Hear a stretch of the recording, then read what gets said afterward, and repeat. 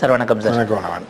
பாஜகவினுடைய முன்னாள் அமைச்சர் இந்நாள் எம்பி நாடாளுமன்றத்திலே எந்திரிச்சு இந்த தமிழ்நாடுங்கிற ஒரு மாநிலம் மட்டும் சனாதன தர்மத்துக்கு எதிராக இருக்கே, இது எப்படி அப்படின்னு ஆவேசமாக அனுராக் தாக்கூர் பேச, இந்துக்கள் எல்லாம் தேடி தேடி லத்தியால் அடிக்கிறாங்கன்னு ஒரு இதை பொய்ய சொல்லி எதிர்த்தரப்பில் அமளி பண்ணி பாராளுமன்றத்தை முடக்கியிருக்கிறாங்க தமிழ்நாடு எம்பிக்கள். எப்படி பார்க்க வேண்டியிருக்கு? தமிழ்நாடு மட்டும் எப்படி எங்களுக்கு எதிராக இருக்குன்னு அது நம்ம புலம்பலாக எடுத்துக்கிறதா? கேரளாலாம் அவங்களுக்கு ஆதரவாக இருக்காம்மா, ஆந்திரா கர்நாடகாலாம் எல்லாம் தான் இப்போ அவங்களுக்கு எதிராக இருக்குது. இந்த நாடே அவங்களுக்கு எதிராக இருக்குது. அவங்க தமிழ்நாடுன்னு சொல்கிறேன், எல்லாமே அவங்களுக்கு எதிராக தான் இருக்குது. இப்போ கேரளாவில் கூட ஏதோ ஒரு முனிசிபல் கார்பரேஷனில் அவங்க லீடிங்கில் இருக்கிறாங்க, ட்ரிவாண்ட்ரத்தில் லீடிங்கில் இருக்காங்கன்றாங்க. பட் அது எந்த, ஏன்னா ட்ரிவாண்ட்ரத்தில் இருக்கவங்க பூராமே இந்து பாப்புலேஷன் ஜாஸ்தி புரியுது அவங்களுக்கு. மித்த எந்த ஊரில் இப்போ திருச்சூரில் கொஞ்சம் இந்துஸ் இருக்காங்க, கோட்டை எடுத்தால் கிறிஸ்டின் ஜாஸ்தி. கிறிஸ்டினும் அதாவது என்னென்னா யாருமே அங்கே இந்துஸ் வந்து மெஜாரிட்டி கிடையாது எல்லா இடத்துலையுமே. ஓவராலாக பார்த்தா இந்து 40% தான். அப்போ இந்து பூராமே இவங்களுக்கு 10% தான் போடுவாங்க.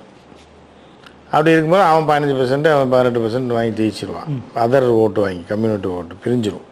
அதே இந்துஸ் வந்து இப்போ பாதி பேர் வந்து கம்யூனிஸ்ட்டுக்கு போடுவான், காங்கிரஸுக்கு போடுவான். அந்த ஜாதி மதம் பார்க்காதவன் அறிவுள்ளவன் அப்படி பண்ணுவான். இந்த மாதிரி சங்கி கூட்டம் வந்து இப்போ தான் கொஞ்சம் கூட வந்திருக்கு. ட்ரிவாண்ட்ரத்தில் பொறுத்தளவுக்கு என்ன அப்படின்னு பார்த்தீங்கன்னா, இப்போ பொழைக்க போனவன் ஜாஸ்தி. ரெண்டாவது இந்து பாப்புலேஷன் ஜாஸ்தி. அங்கே 70% கிட்டத்தட்ட வரும். முஸ்லீம் பாப்புலேஷன் கம்மி, கிறிஸ்டின் பாப்புலேஷன் கம்மி ட்ரிவாண்ட்ரத்தில். ட்ரிவாண்ட்ரம், கொல்லம் அதெல்லாம் வந்து ரொம்ப கம்மி தான். ஆலப்புழா அது எல்லாமே கிட்டத்தட்ட பார்த்திங்கன்னா இந்து பாப்புலேஷன் ஜாஸ்தி, முஸ்லீம் பாப்புலேஷன் கம்மி. ஸோ அதனால் அங்கே லீடில் இருக்காங்க. லீட்னா ஒரு இதில் வந்து அது மதத்தை பரப்பி அங்கே இப்போ கோவில்கள் இதெல்லாம் இருக்குது. ஸோ அங்கே வந்து ஒரு இந்து அட்மாஸ்ஃபியர் இருக்கும். அதனால் அங்கே இது கேரளாவில் எக்காலத்திலும் பிஜேபி வர முடியாது. அது காரணம் என்னென்னா, நார்த் கேரளா ஃபுல்லாக முஸ்லீம் பாப்புலேஷன் ஜாஸ்தி. சில இடத்துல முஸ்லீம் பாப்புலேஷன் 45%, 45லேருந்து 55%. தெலிஷேரி அந்த இந்த பகுதி நார்த் கேரளா பகுதியெல்லாம் பார்த்திங்கன்னா, கோழிக்கோடு அங்கெல்லாம் பார்த்திங்கன்னா முஸ்லீம் பாப்புலேஷன் ஜாஸ்தி. அதே ஒரு கிறிஸ்டின் ஒரு 5% இருப்பாங்க. அப்படின்னு பார்த்திங்கன்னா அவங்க 2 சேர்ந்து 55 இருக்கும். இந்துஸ் வந்து மைனாரிட்டி அங்கே 30% தான் இருக்கும், 30-35%. ஆனால் ஏதோ ஒரு சில இடங்களில் முஸ்லீம்ஸ்க்கு எதிராக கிறிஸ்டியன்ஸையும் அவங்க அணி திரட்டுறதுக்கெல்லாம் பிஜேபி அங்கே ஒரு சில உள்ளடி வேலையெல்லாம் பார்த்துட்டு இருக்காங்க. அது கடைசியில் வந்து பிஷப் வந்து தடுத்துருவார் கிளைமேக்ஸில். அந்த மாதிரிலாம் இருக்குது. அதனால் இவங்க வந்து எல்லா திருட்டு வேலையும் பண்ணுவாங்க. இப்போ முஸ்லீம் இந்து பாப்புலேஷனில் முஸ்லீமுக்கு எதிராக தான் எல்லாத்தையும் திருப்பிடுவாங்க. ஸோ அந்த ஒரு வேலையை பண்ணுவாங்க. அப்புறம் அப்படி பார்த்தாங்கன்னா இங்கே இடிக்கும்ல, நீங்கள் வந்து இப்போ கோட்டயம், அப்புறம் வந்து சகனாச்சேரி இதெல்லாம் பார்த்தீங்கன்னா கிறிஸ்டின் ஜாஸ்தி. ஸோ அதனால் அவங்களுக்கு அங்கே லீடு வரல. ஆமாம், தவிர மீதி எல்லாமே எங்கேயும் வரமாட்டாங்க, வர முடியாதவங்களால மக்கள் ஓட்டு போட மாட்டாங்க. ஸோ அதனால் இது பண்ணுங்க. இது என்னமோ இவங்க என்னமோ இந்தியா ஃபுல்லாக இவங்களை ஏற்றுக்கிட்ட மாதிரியும், தமிழ்நாட்டில் மட்டும் சனாதனத்தை எதுக்கிற மாதிரியும், சனாதனன்றது ஒரு குப்பைன்றது தானே எல்லாம் இவங்க சொல்லிகிட்டு இருக்காங்க. ஸோ அப்படி தான் போயிட்டுருக்கு. இல்லை சார், இப்போ அவங்க சொல்லக்கூடிய அந்த ஹிந்துத்துவாவை தானே நம்ம எதிர்க்கிறோம். அந்த இந்து மதத்தை எதிர்ப்புனே எப்படி அவங்களோட கணக்கு என்ன அப்படின்னா, நீங்கள் பிஜேபியில் இருந்தால் மட்டும்தான் இந்து, வெறும் இந்துவாக இருந்தால் இந்து கிடையாது. ஒன்று பிஜேபி, ஆர்எஸ், இந்து முன்னணி எல்லாம் இருந்தால் மட்டும்தான் நீங்கள் இந்துவாக அங்கீகரிக்கப்படுங்க. எப்படி சீமான் வந்து தமிழர்கள் யூரியன் டெஸ்ட் பண்ணுவாங்க பிடிச்சி அந்த மாதிரி தான் இவங்க வந்து பார்ப்பாங்க.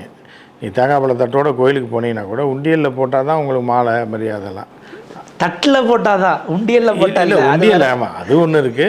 தட்டில் போட்டால் தான், தட்டில் போட்டால் தான், உண்டியலில் போட்டால் கிடையாது. ஏன்னா நிர்மலா சீதாராமனே வந்து ரெக்கமெண்ட் பண்ணுறாங்க தட்டில் போட தான் சொன்னாப்புல. மழை வெள்ளத்தை சுற்றி பார்க்க வந்தாலும் தட்டில் போடுங்கன்னு தான் சொல்லுவாங்க தவிர அதில் போட்டால் தான் உங்களுக்கு மரியாதை. அந்த மாதிரி தான் இவங்க இப்போ பிஜேபியில் இருந்தால் மட்டும்தான் அவன் இந்து, இல்லைன்னா நம்மளாம் இந்து கிடையாது. அந்த நீ முருகனை கும்பிட்டாலும் சரி, பிள்ளையாரை கும்பிட்டாலும் சரி, அனுமானை கும்பிட்டாலும் சரி, நீ பிஜேபி மெம்பராக இருக்கியா, இல்லைன்னா நீ வந்து தேச விரோதி, நீ வந்து முஸ்லீம் ஆதரவாளர், தீவிரவாதி, பாகிஸ்தான் கைக்கூலி அப்படின்றதான் அவங்களோடது.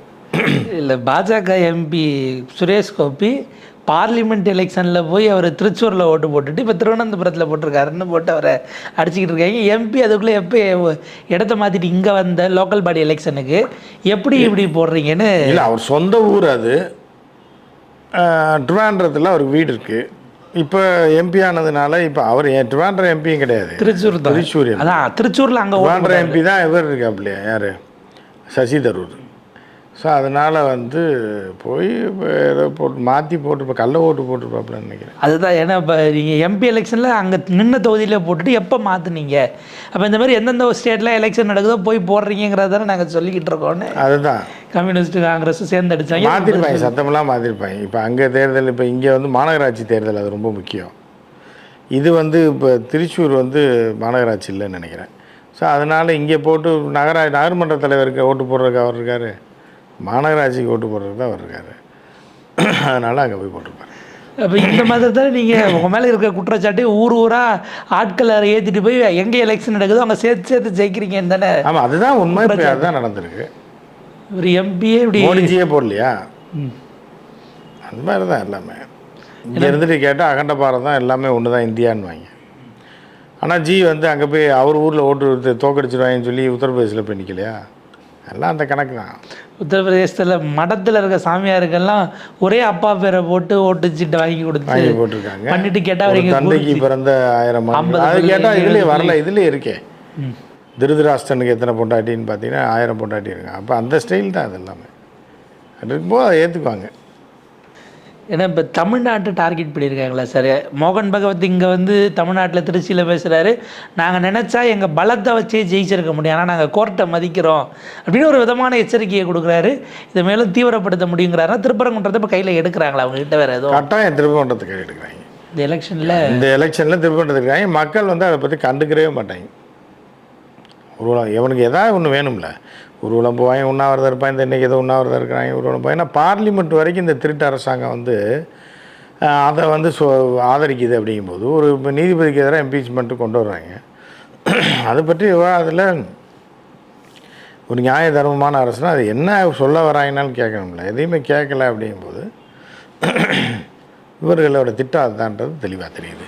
ஏன்னா அடுத்து யோகி ஆதித்யநாத் வர வாய்ப்பு இருக்குது. அவர் இங்கே வந்து திருப்பரங்குன்றத்தில் சாமி கும்பிட்டுட்டு பெரிய அளவுக்கு எழுச்சி இந்துக்கள் அந்த அவருக்கு முருகனுக்கு என்ன சம்மந்தம் இருக்குது? முருகன் கோயில் யூபியில் கட்டுவாங்களா? இல்லை முருகனை வச்சு வழிபடுவார் அவர்? அங்கே அவர் ஆஃபீஸில் முருகன் ஃபோட்டோ வச்சு வழிபடுவாரா?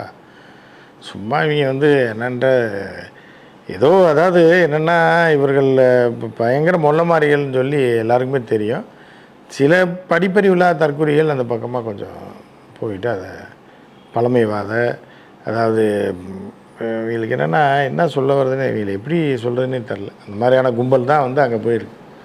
பாஜக ஆஃபீஸ் பேரர் வீட்லேயே வேல் செய்கிறதுக்கு வழி இல்லாமல் முருகர் ஃபோட்டோ இல்லாமல் இது வச்சு கும்பிட்டாங்க. அந்த அம்மா மாபு குச்சியை தலையில் சொரியெல்லாம் கொண்டாடினாங்க.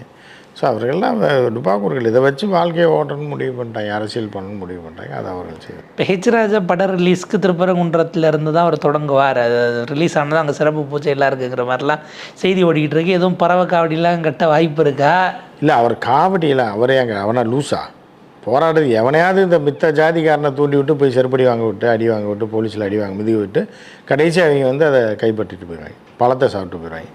ஸோ அதுதான் இப்போ அங்கே வந்து படத்துக்கு பூஜைக்கு போவார், போராட்டத்துக்கு போக மாட்டார். ஹெச்ராஜா மலை ஏற சொல்லுங்கள் பார்ப்போம், 2 டைம் ஏறி இறங்க சொல்லுங்கள், என்ன சொல்கிறாங்கன்னு நம்ம கேட்கலாம். அவர் அதனால தான் வேறு இடத்துல கிளம்பும் போதே போராட்டத்தில் கைது பண்ணிட்டாங்கன்னு அங்கேயே. ஆமாம், கிளம்பி விட்டுருந்தா வந்திருக்க மாட்டாப்புல. அப்படி பைபாஸ் இருக்குது திருப்பரங்குன்றத்தில், அது வழியாக திருமங்கலத்துக்கு நான் போகிறேன், என்னையா பிடிக்கிறீங்கன்னு சொல்லி குற்றாலத்து குளிக்க போகிறேன். போலீஸ் நிப்பாட்டினதுக்கு நான் என்னோட பட விவகாரம் சம்மந்தமாக போகிறேன், நீங்கள் எப்படி நடத்தலான்னு. அதான் நைட்டு 7 மணிக்கு என்ன படம் நீ வரேன்னா பெரிய ரஜினிகாந்த் அப்படியே இப்போ ரீரிலீஸ் பண்ணுறாரு படத்தை. அப்படியே ஏற்கனவே 1 வருஷம் ஓடிச்சு, 365 நாள் சோலை படம் எடுத்திருக்காங்க. அப்படியே 365 நாள் ஓடி கிழிச்சிருச்சு, அதை போய் ரீரிலீஸ் பண்ணுவேன். ஆகாவளியில் தேவை ஒன்று பண்ணுறது தானே. ரஜினிகாந்தை போய் பார்த்துருக்காப்புல, மாமியும் கூட போயிருக்காப்புல, விதியேன் கூட போய் ஃபோட்டோ எடுத்துகிட்டு ரஜினி பார்த்துருக்காப்புல. என்னை விமர்சனம் பண்ணிட்டு நீலாம் படத்தில் வேறு நடிச்சுட்டு ஏன்டே வந்து ஃபோட்டோ வேறு எடுக்கிறேன், சரி வான்னு சொல்லி கூப்பிட்டு எடுத்துருக்கேன். பர்த்டே அன்னைக்கு போடலான்ற மாதிரி எப்போ சந்திச்சாருங்கிறது தெரியல. பர்த்டே அன்னைக்கு அதை ஷேர் பண்ணி பார்த்துருக்காங்கல்ல போய் குடும்பத்தோட பார்த்துருக்காங்க, பேசியிருப்பாங்க, ஆன்மீகமாக பேசியிருக்கலாம். பேசியிருப்பார், அதெல்லாம் சொல்லியிருப்பார். ரஜினி அந்த சிரிச்சிருப்பார். அப்படியா, சொல்லுங்கள், ஆமாம் அதை நீங்கள் போனீங்களா, ரைட் நீங்கள் ஒரு பெரிய தேச தியாகி தான் நீங்கள், எல்லாம் ரஜினி சொல்லி காஃபி ஈஃபிலாம் வாங்கி கொடுத்து அனுப்பிடுவேன். சினிமாவில் நடிக்கிறது எப்படி இருக்குன்னு இவர் அவரை கேட்க நான் எப்படி நடிச்சிருக்கேன் அப்படின்னு, இல்லை உங்கள் காட்சிகளை பார்க்கல அப்படின்னு சொல்லியிருப்பார் ரஜினி. இந்த மீசை வச்ச ட்ரெய்லரை போட்டு காமிச்சிருப்பாங்க. ட்ரெய்லரை போட்டு காமிச்சாங்கலாம் அவர் பார்த்தாரான்னு தெரில. தலையால் செருப்பால் அடிச்சுக்குவாப்பில் போனதுக்கப்புறம். எல்லாம் வந்து நடிக்க வந்து எனக்கு என்ன நம்மகிட்ட வந்து ஃபோட்டோ வேறு எங்கிட்ட எல்லாத்தையும் எங்கிட்ட போகிறவன் எங்கிட்ட போகாமல் என் வீட்டில் வந்து என்கிட்ட ஃபோட்டோவை எடுத்துக்கிட்டு சில பேர் என்ன பண்ணுவாங்கன்னா நம்ம போட்ட வீடியோவை பற்றி நம்மகிட்டே இப்போ பேசுவாங்க, இது இப்படி இருக்காம அப்படின்னு. அதெல்லாம் பெரிய அது நான் அனுபவிச்சிருக்கேன். 10 நிமிஷம் வீடியோ 20 நிமிஷமாக கதை சொல்லி. இல்லை, ஆமாம், நம்ம ஏற்கனவே இப்போ 1 வருஷத்துக்கு முன்னாடி போட்டதை பிஜேபி தான் வந்து விஜய் இயக்குதாமே அப்படின்னு. ஐயோ, ஊரே தானே பேசிகிட்டு இருக்கு, அதை வந்து ஏன்ட்ட சொல்லிட்டு இந்த மாதிரி அந்த மாதிரி தான் ரஜினி நமக்கே இப்படி இருக்கும்போது ரஜினிகாந்துக்கு எப்படி இருக்கும் பாருங்க. நீ எல்லாம் நடிகன்னு வந்து படம் எடுத்துட்டு என்கிட்ட ஃபோட்டோ வேறு எடுக்க வந்திருக்க அப்படிங்கும்போது கை பரபரப்பாக இருக்கும், ஆனால் ஒன்றும் பண்ண முடியாது. ஒரு பழைய ஜோக் சொல்லுவாங்கள்ல, 3 மணி நேரத்துக்கு படத்தை பார்த்துட்டு வந்துட்டு 6 மணி நேரம் கதையை சொல்லுவாங்க. ஆமாம், அந்த மாதிரி தான் வந்து ரஜினிகாந்த் கொந்தளிச்சிருப்பாப்புல. படத்தில் காஃபியில் ஏதாவது போட்டு கலக்கி கொடுத்துடலான்னு கூட நினைச்சு, ஆனால் அவர் அது மாதிரி பண்ண மாட்டார். சரி, நம்மளை நம்பி வந்துட்டாங்க, சரி ரைட், ஓகே, ரைட், இதெல்லாம் விதி, பகவான் நமக்கு பாபாஜிக்கிட்ட விட்டுட்டு எல்லாம் பாபாஜி பார்த்துங்க, இதெல்லாம் பாருங்கள் அப்படின்ற மாதிரி சொல்லிட்டு பாப்போம் சார். ஒரு விரிவான ஒரு இடையில நேரத்தை கொடுத்துக்கலாம். நன்றி சார்.